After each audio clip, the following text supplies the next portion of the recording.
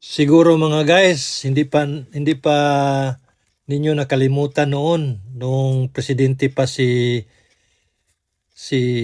Duterte at ang vice niya ay si Lini. Hindi nyo makalimutan 'yan, di ba? At ang vice ni ano no nung tumakbo si Duterte, si Alan Cayetano. At naglaban si Lini at si BBM. Hanggang matapos ang termino ni ni Digong, hindi talaga niya pinansin yung si BBM. Hindi niya nilagyan ng trabaho sa gobyerno. Di ba? Alam niyo yan. At itong si Lene, ginawa niyang alila, pinahiya, lagi. Di ba? Lagi niyang iniinsulto. Di ba? Lalo na yung mga alipuris niya na mga didiis na walang silbi. Di ba? Grabe makamura, grabe makapanira kay Lini noon. Yan si Digong. At ano ba ang koneksyon nito ngayon? Nung nanalo naman si BBM at si Sara, bumaliktad na naman. Ang presidente hindi nagmumura, hindi nalalait sa kanyang BP. Ito na tuloy, itong BP ngayon, ito ang mas grabe magmura. Di ba? Baliktad, di ba? Bumaliktad. Noon, si Lini ang minumura nitong walang hiyang Duterte. Pero nung nanalo na naman si BBM naman ang minumura ng mga Duterte. Ganon sila kasama. Ganyan sila pag makalaban. Pag hindi nila makuha yung gusto nila, hindi nila ano ba yun, yung mga pangarap nila na maging hari sa Pilipinas. Alam nyo, itong mga Duterte, ito si Sara, maliit pa yan noon eh. Nakikita ko na yan sa Davao. Kasama ng nanay niya. Hindi yan si Sara, si Basti. Nakahawak yan sa cart. Hindi yan magkasama at saka si Duterte maggrocery, si Elizabeth. At alam mo, pag pumapasok yan si Digong doon sa supermarket na saan ako nagtatrabaho at ako ang head doon, lagi yang kumukuha ng mga appliances at ibibigay doon sa kabit niya. At ako ang tagabuhat. Ako ang tagabuhat kasi ako ang head doon. At yung mga gwardiya niya, yung mga bodyguard niya, nakatingin lang, hindi man lang tumulong sa akin magbuhat. Papunta doon sa Toyota niya. Yung Toyota na Hilux. Tagal na yan eh. Hindi nila lang tinapon kasi pang na mahirap siya. 'Di ba? Pati yung bahay nila hindi niya binago kasi pag binago niya mahalata ang korupsyon. Kaya doon ko nung tumakbo siya bilang presidente, nung nagsalita siya na hindi siya korap. Galit siya sa korap. Naalala ko tuloy. Ang sama-sama pala ng ginawa niya noon. Na halos lahat ng kabit niya doon kinukuha yung mga gamit. Ako mismo ang nagkakarga doon sa naglalagay doon sa sakyan niya. Yung driver niya, yung pumunta sa sa Senate na sinungaling, yan, Kita ko yan. Lahat ng mga gamit ng mga kabit niya noon, galing yun sa amin, kumpanya. Ganon siya kakurap noon pa lang. Hindi yan lumalapit sa manager namin. Binibigay lang sa akin yung yung listahan. Microwave oven, rice cooker, toaster. Basta lahat. Electric pan o anong kailangan ng kanyang kabit. Doon sa amin kinukuha. Kasi Chinese yung may-ari. Kaya doon, nung tumakbo yan noong 2016, tinago ko lang sa sarili ko kasi masama kasi yung maging marites na lang tayo. Pero kitang-kita na ngayon sa flood control na alam pala niya na yung DPWH ay grabing korupsyon. At yung mga anak niya nung nakaupo siya bilang presidente, ang lalaki ng mga confidential fund, hindi lang yung kay BBM ngayon na hiningi ni Sara. Nabuhay sila sa pera na hindi nila pinaghihirapan. Tayong naghihirap para palamon sa mga magnanakaw na yan. Kaya ibuto pa nyo yan sila, si Sara. Si Sara nga halos nga hindi nagtrabaho yan sa City Hall, hindi ngayon marunong humarap.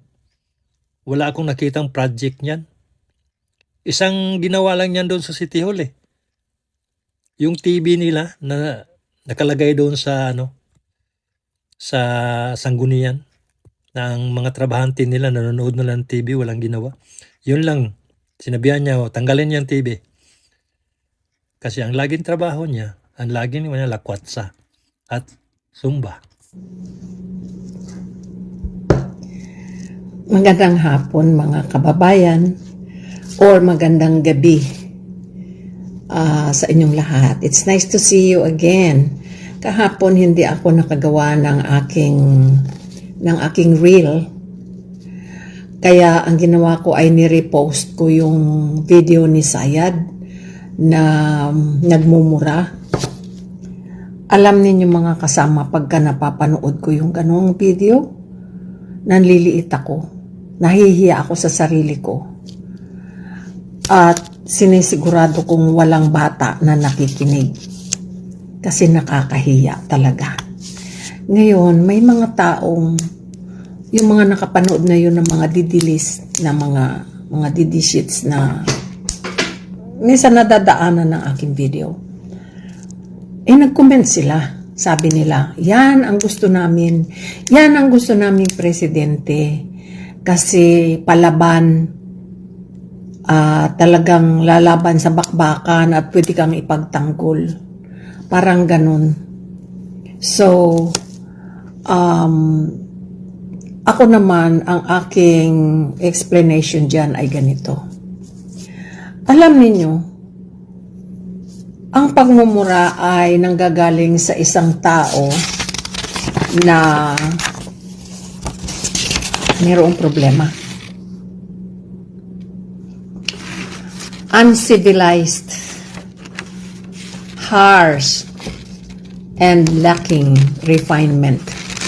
Kulang ang kapinuhan sa pag-uugali. Yun ang taong palaging nagmumura. Or a person who can afford to swear, to cuss, to curse. Ito yung taong uncivilized. You can compare him to someone who is uncivilized at lacking refinement. Walang kapinuhan ba? Ngayon, kung kayo mga didishit na dinajustify ninyo yung mga kilos na ganun, alam ninyo, yaan ay ugali ng mga mga barbarian. Kung kayo ay naaalala ninyo ang history ninyo nung high school, narinig ninyo yung word na barbarian. So ito yung mga taong pagka nakipag-away, patay kung patay. Pero ang gusto kong sabihin sa inyong mga kaibigan, wala na tayo doon Bakit pa natin i-apply pa yan? Wala na tayo doon sa panahon na yun. So, kung tayo ay ganun pa ang ugali natin, barbaric na yan. Nasa modern society na tayo eh. Ang katulad nito ay halimbawa yung mga nakatira sa kuweba o nakatira sa bundok. Pagkatapos may napadaan doon na isang estranghero at dinesisyon nila na patayin. Patay. Yun ang barbaric age. Walang maghahabol sa iyo. Kaya ganyan ang ugali ng mga Duterte. Patay kung patay. Kasi dinidisregard na nila pati ang batas. Kaya nga ang sinusunod nila ay barbaric. Mga kaibigan, wala na tayo sa panahon nun. Kaya kailangan tayo ay magiging sibilisadong tao. Civilized society na tayo eh. Wala na yun. Huwag ninyong sabihin, dinajustify ninyo yung ugali niya yun na nagmumura at nambubugbog ng tao. Di ba mga kaibigan? Hindi na yun applicable ngayon. Pagkatapos lalong-lalo na ang isang taong humahabol ng national position, the first national position in the country. Siya ang magre-representa sa atin. Pagkatapos ang magre-representa sa atin ay isang barbaric. Sabihin nga ninyo sa akin mga kaibigan, mga kababayan, kung tama ba ang ikinikilos niya. Isa siyang barbarian. Patay kung patay, mura kung mura. Hindi na niya kinukontrol ang sarili niya. Lacking refinement nga eh. Lacking refinement ang ugali. Kasi uncivilized. Yun na nga, mga barbarian, mga uncivilized sila. Wala sila eh. Hindi.